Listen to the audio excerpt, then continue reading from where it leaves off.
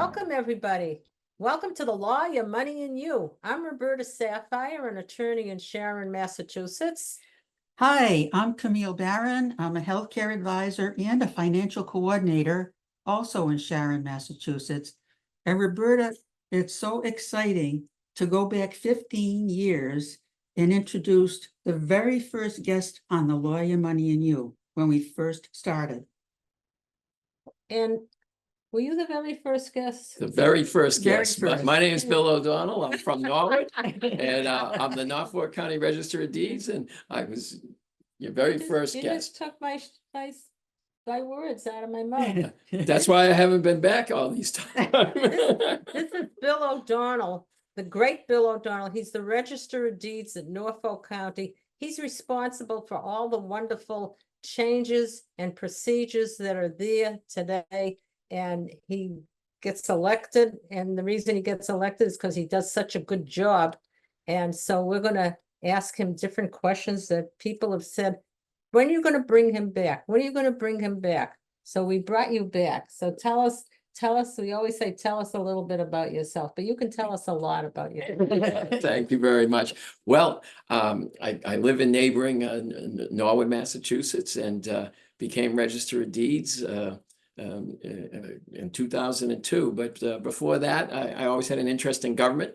I went to school down in Washington, D.C. at Georgetown University and worked 3 years with Congressman Moakley, and then came back home to Boston College Law School. And then I worked as an assistant district attorney in Norfolk County for then District Attorney Bill Delahunt, and also, was in the private sector, working for a firm, and then later a small firm, myself and my partner in Norwood. So I like to think, and like many people, got involved locally. I was a town meeting member and an elected member locally. So I've tried to combine, and I think that's what I like about being Register of Deeds. It combines law.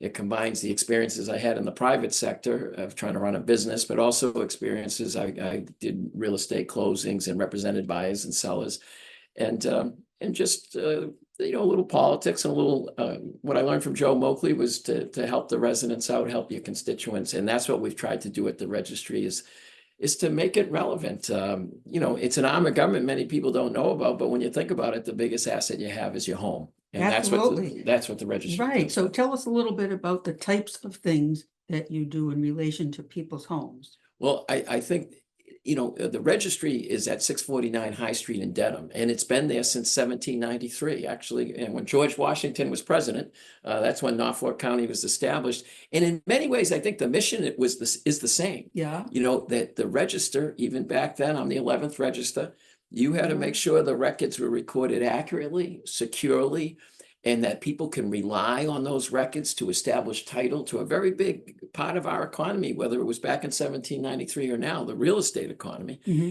And you have to make these records accessible. Now, clearly, we deliver the services in a much more modern way. And I think that has been the challenge while I was registered, and something I think there's no I in team. I have a great staff. Well, in the beginning, everything was handwritten.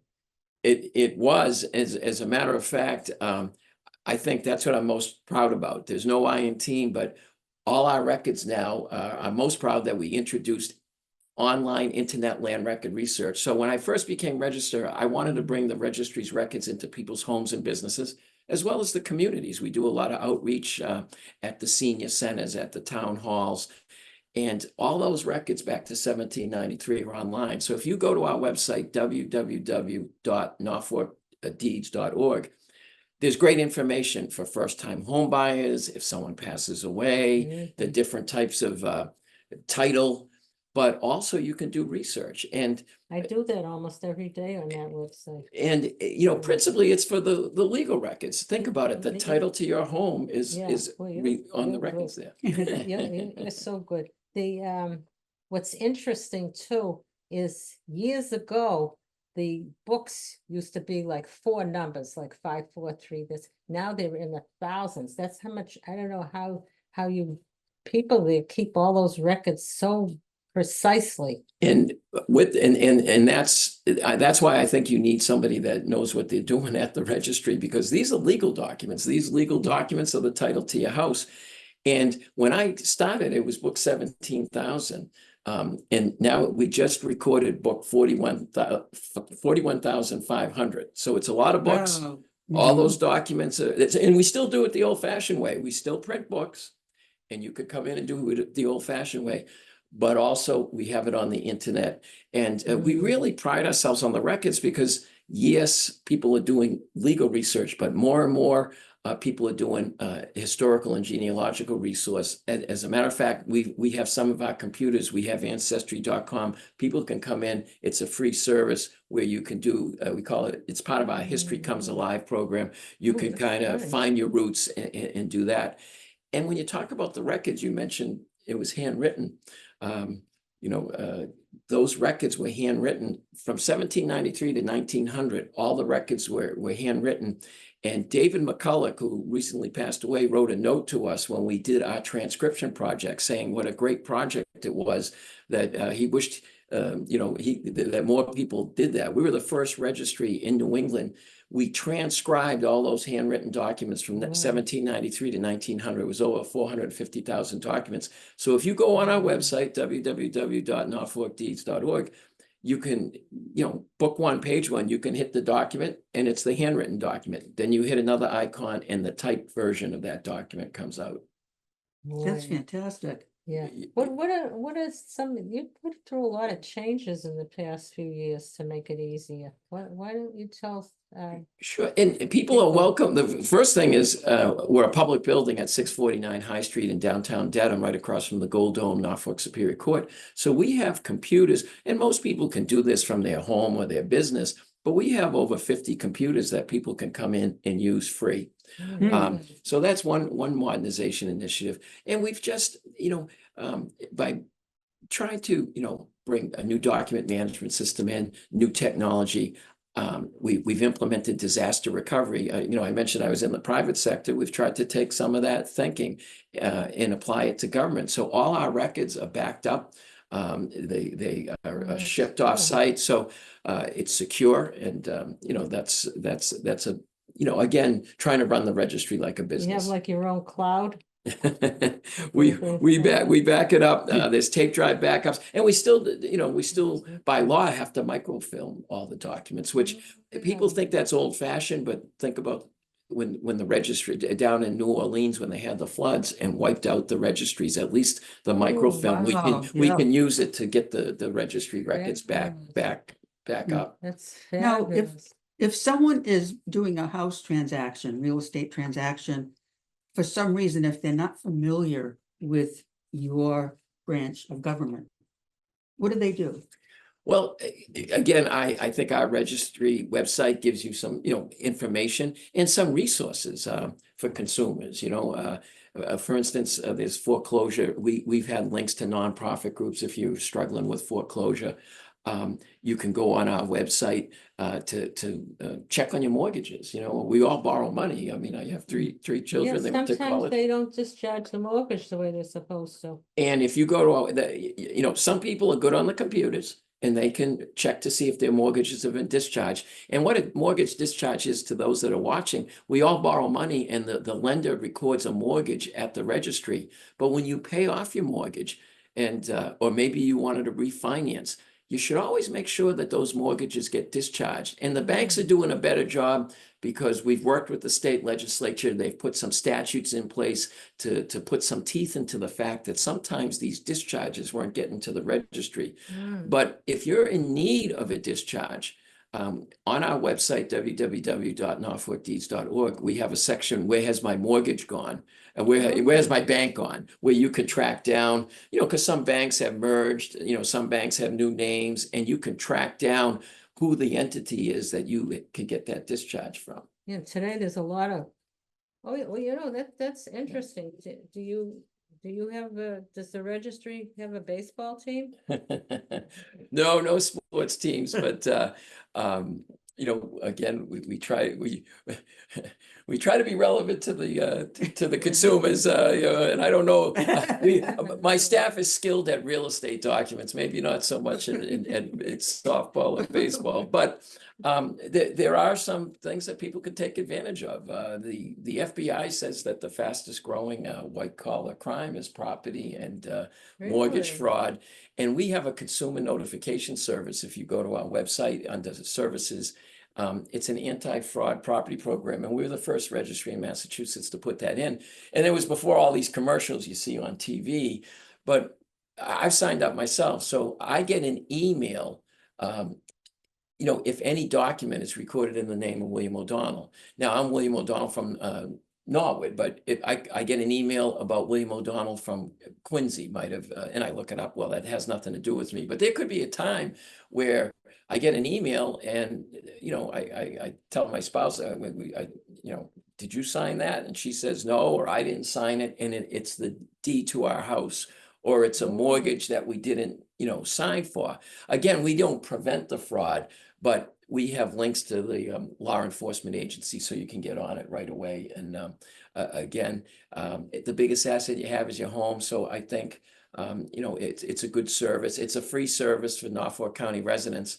And if you're not great on the computer, one of the other initiatives we're proud of, we started a customer service center. There was never a customer service center at the registry. And it just helped us deliver the services more efficiently, recording documents, but it also put some real good people into the customer service center, because my dad climbed poles for the Edison for 38 years. Really? And he, when you talk about modernization, he said, hey, remember, some of us don't know anything about computers and don't care to know anything about computers. So that's where the customer service center came from. You can call our number 781-461-6101. And they have computers there, and you could ask them, hey, is my mortgage, has it been discharged? Have I recorded a homestead? They'll look that up. They'll too? look it up for Didn't you, know and they'll that. provide services. And That's when so we go, wonderful. and the beauty, when I, at the beginning of all this, when we did outreach, at the town halls, we would have to take notes like the old fashioned way and go back to the registry. Now we bring the computers with us, and we can print. We've been in the various communities of Norfolk County. We were in Brookline, we were in Medfield, we're all over. And people come in and we give them copies of their deeds, or That's they need amazing. well, a lot of people, they can't remember if they recorded a homestead, and Sure. Want to talk about homestead? well, Yeah, yeah, The homestead's changed over the years. there's been some changes, and for the good. The homestead a while ago gave you $300,000 worth of protection, but the state legislature has increased it to $500,000. Now, Ooh. most people, maybe your houses are worth more than that, but getting a homestead, it's under the statute, it's chapter 188. And we have a couple of lawyers here. The knock on the lawyers are, you talk to 10 different lawyers, you get 10 different opinions, but I think 9.9 attorneys out of 10 would say you should have a homestead recorded. It's a 1 or 2 page document that needs to be notarized. And it gets recorded at the registry. And what it does, it sort of puts a picket fence around your house. Well, in the beginning, it used to just be the husband and wife, but now even a single person can have a homestead. Is that true? Anybody, yeah, and it's for your principal residence. Anyone that owns property. There's elderly homesteads. The state legislature defines elderly as 62 and above. But if you're fortunate enough, you're 18 years old and you own a property, whether it's a house or a condominium, you have a right to declare a homestead. And I think it's important to protect the biggest asset you have. Now, and again, you have to pay your taxes. They could take, even if you have a homestead recorded, the town could take your property, or if you don't pay the bank. But I always give the example, all of us, drove here today. You could get into a bad car accident and you only have $50,000 worth of insurance coverage. And if you have a homestead, it prevents the forced sale of the house. They're still going to chase you for the damages, but they can't force the sale of the house to satisfy, that claim. And there's other benefits to having a homestead recorded. For instance, if you sell your house, your principal residence, if you have a homestead recorded at the registry, it protects the proceeds of the sale of the house for a limited period of time, 1 year.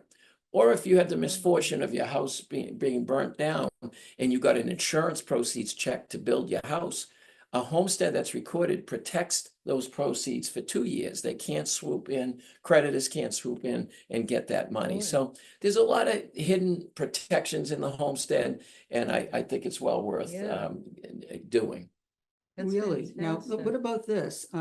Some people, as they're aging, they want to be protected against, say, if one or both people in the relationship ends up having to go to a nursing home. And the Massachusetts, we call it Mass Health, but it's known as Medicaid. You know, what happens is they will come after the assets up to down to a certain level. Does this protect against that? No, and again, I always tell people, because that happens a lot at the office hours or when we go to the senior centers, and I always say, you really got to go to an expert. I mean, I know real estate, I know recording documents, I know litigation. However, first of all, the short answer is a homes, there's an exception, and much like a bank, a homestead doesn't beat a bank's mortgage. If you don't pay it, they can foreclose. Same thing, the homestead doesn't beat nursing home liens. But there's been changes. People should go to their advisors. They should go to an advisor as far as trusts. And the state legislature, thank your state reps and senators. They've made changes to the homestead law, because there was a case that said you couldn't have a homestead if the property was in trust, and that's been changed by statute. Another good change by the statute is sometimes in your refinancing on your mortgage documents, your homestead was terminated. And Yeah. now the state legislature put a statute that said, look, if that language is in the in the mortgage document, it doesn't kill or terminate your homestead. So That's good. I think, and even as we speak, they're looking at trying to increase the homestead protection. And I think it's very important. Some people might downsize. You might be in a house and then move to a condominium. The homestead goes with the land. So if you buy a new piece of property and it's your principal residence, like for instance, in that example, if you've downsized to a condominium, you have to put a homestead on the new property. I see. So the homestead only goes with the land. It doesn't go with the person. So as I said, no matter your age, if you own a piece of property as your principal residence, you have a right to declare a homestead. And it's a great consumer protection, and you should really take advantage of it. I have a question which you may not know the answer, and then again, you might. There's a latest thing on the land and the water. The water in the land is being turning bad, and it's called nitrogen. Have you heard of that? Well, and I see some of the signs, with the lakes and things of that sort. That's kind of a separate, the registry's function is very limited to the documents and the title to the property. There's all kinds of things that affect the quality of the property, which is sort of outside the realm of the registry. But for the registry, to you, the consumers out there, you can always go on our website to look at the documents. As I said, every document, there's over 13 million land records recorded at the Norfolk Registry of Deeds. Every document back to 1793 is available on the internet, as are the plans. And it's your biggest asset you have. So you can do some of this online, or call our customer service center to try to But get some that's help. interesting though. Look how everything's changing though. I mean, if you have a nitrogen document which will protect the land and protect the water, then the towns can give you this extra land to build on, even though it's not attached. They just did that in I think in Sharon they're doing that where the library doesn't have enough land. So they're borrowing from another up the street, which does have the land. Well, I'm sure eventually use there'll it. be a deed or some type of document that reflects the change of ownership and where it is. But a lot of the community records, and again, we've talked a lot about, if you bought a house or I bought a house or refinance, but a lot of times people need a Board of Appeal approval to put a porch on, or the Conservation Commission puts restrictions. all those documents get Oh, yeah, they recorded at the have. registry. You know, the planning board approves a subdivision in a community. And again, those plans and those certificates of decisions get recorded at the registry. And the registry also has a role with the assessors. By law, every month, we deliver the records to the assessors for them to do assessments and do the things they need to do. So How do you keep up with it all? well, I was just gonna ask that question. well, we, you know, and again, I think it's important who's running the registry. There's a lot to it. Again, you don't have to be an attorney. I think you have to be a good administrator. I pride myself on being a good administrator, but I use my You're law an degree. excellent administrator. I'm telling you, the people, I don't know if you know how much the people say, look what he's doing. He's doing stuff that no other registry does. He's amazing. No, well, you know, thank you. And I know because, and it's just not me saying it. We have title examiners. We've had just regular people come in. We've had attorneys. One title examiner said that the Norfolk registry is the gold standard of Massachusetts registry. Congratulations, that's You know, wonderful. and that was, you know, and it was, you know, and they were writing it in the context of some things that were going on at the registry. Another a person wrote that they've been in all the registries around the state. There's 21 registries, and he said that the Norfolk registry is the best run registry in the state. So You can actually see it online. There are some registries you cannot see a thing.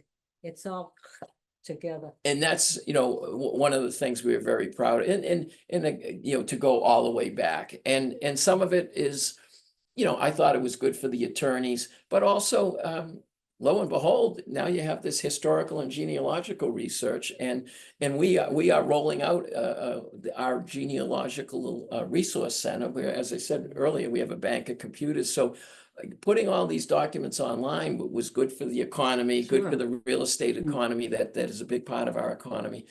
Good for the lawyers and the title examiners and the brokers and all kinds of groups that rely on the registry. But now you have the public really taking an interest in who lived in their house, and there's a lot of history in Norfolk County, and it's part of I mentioned our transcription project was History Comes Alive. But and I have these as gifts for you, but over time we've done these books, and they've tied you know, the documents in, like, you know, the Queen of England has property. And what we've done is we've tied the individuals. Some of them are historical. This is Abigail Adams, who you know, or Helen Keller and Rentham. And some are relevant. Sunita Williams right now is, we did you know, her parents grew up in Needham. She was the astronaut that just went up. Norfolk County has the oldest, the first house, was it the Fairbanks house? And that's in here That too. there? So what we did is we focused on some notable people. In Sharon, for instance, the conductor Bernstein lived here. Yeah. You know, yeah, so we did that. And so we, for the 225th anniversary of Norfolk County, we had done a book. And again, it's because these documents become relevant, you know, you could read them. Then we did a rededication. The building is a 1903 building. We've renovated it. It's refurbished. And certainly people are welcome to come by. But I'm most proud, this just came out in November. John Santiago, the executive secretary of the Veterans Affairs here in Massachusetts, came by, and we had a ceremony. It's called We Remember Our Veterans. So we did a book and about the veterans, That's wonderful. with stories about the Medal of Honor winners. But you could just see the Medal of Honor winners, and we've done the deeds, and it's there. And so feel free to contact me, Beautiful. at Register O'Donnell at norfolkdeeds.org if you want a copy of these books, or but so it's great to run the registry like a business. That's what we got to do, but we also try to get out in the community and do things, and we have to, you know, thank our veterans. And also, we have community outreach. We do a food drive for the low. There's, you know, there's more than 28 food pantries in Norfolk County, and they need. If you go to our website, we have their addresses. They need food all year. We do a soup coat and clothes drive for women. They go to Interfaith Social Services in Quincy, but we donate to the Veterans Administration in Jamaica Plain, West Roxbury, and Brockton. And we have a Toys for Tots drive that we do with the United States Marines. And we have other partners, Circle of Hope in Needham, United Threads and Thrifty Threads down in Brookline, and then again Father Bill's place Oh, in yeah. Mainspring, and so we donate clothes. You know, a lot of times people we're a public building, people come in with donations, and so we try to be, you know, we try to do the good in the community as well. You mentioned a little while ago that in some ways you operate as a business, even though you're not a business. That's so important today in any government role, any government agency, because you have a budget. And, you know, the funds are not just out there flowing all the time. So you have to be realistic in terms of what you can and can't do, but yet you're able to manage it so that you're doing the right things for the right people. Yes, I viewed it being registered that I have a fiduciary duty, you know, to the registry of deeds itself, but to the operations, to the employees, but to the registry users and stakeholders. But people don't realize that people watching the show are all stakeholders, because if you own property, if you own your house, the records at that house, the records at the registry reflect the title of your property. And I felt like I've tried to live up, I hope anyway, to the fiduciary duty to the people that own property and to the taxpayers. And so we've delivered services. Somebody told me that when you go to the registry and you record a deed and pay the money, does that money go to the registry or does it go to the state? Yeah, most of it goes to the Department of Revenue. I have to account for it. It goes to the Department of See, Revenue, that's- but it comes back to the Mhm. communities in the form of local aid that helps fire, police, schools, social services. We collect the Community Preservation Act money, which is again goes to the Department of Revenue, but comes back those the communities that have adopted the CPA, the Community Preservation Act, get those monies to use for the projects, open space, you know, housing and historical projects. Amazing. Would you believe we have about one more minute? Wow. Did that go by fast? It went by fast. It All was the great. notes you have, did you Oh, get well, them? I made sure the law, your money, and you. That's my biggest note. You know, speaking of gifts, I don't know if you want this. My kids were visiting from San Diego, and their little one, who's 4 years old, loves seaweed. He's the only one I've ever heard of, and so they had this big thing of seaweed. And nobody wants it. Do you think they would want it?